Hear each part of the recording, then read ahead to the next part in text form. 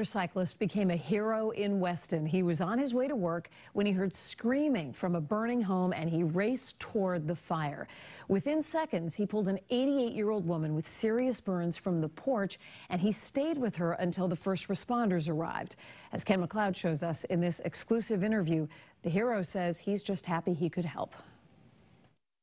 It was just before 7 this morning and flames were pouring from this house on Route 117. Fortunately, Nick Doris was making his usual trek to work from Maynard to Waltham. Did a U-turn and came back. This is what Nick Doris spotted and why he and his motorcycle made an unexpected stop. And I turned the bike off. I heard screams. He couldn't see her yet, but it was 88-year-old Florence Poe staggering from her burning home with second and third degree burns. And so I ran towards the house, and thankfully when I got to the house, I saw she was emerging and on the porch. And so I snatched her up and grabbed her and carried her away. And by that time, another Good Samaritan had jumped from his car and scrambled over to help. She was sitting there complaining she was in pain, but she was conscious. She knew what was going on. Just a lot of burns.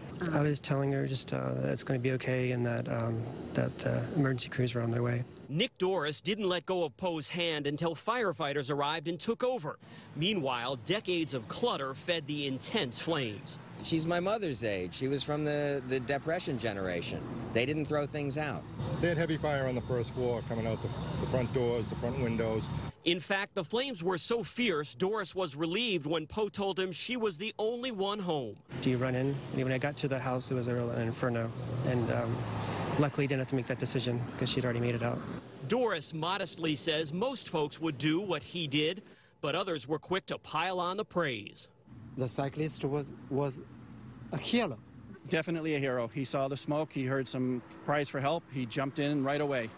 Tonight, Florence Poe is facing a tough recovery at Brigham and Women's Hospital. The cause of this fire, not yet pinpointed. In Weston, Ken MacLeod, WBZ News.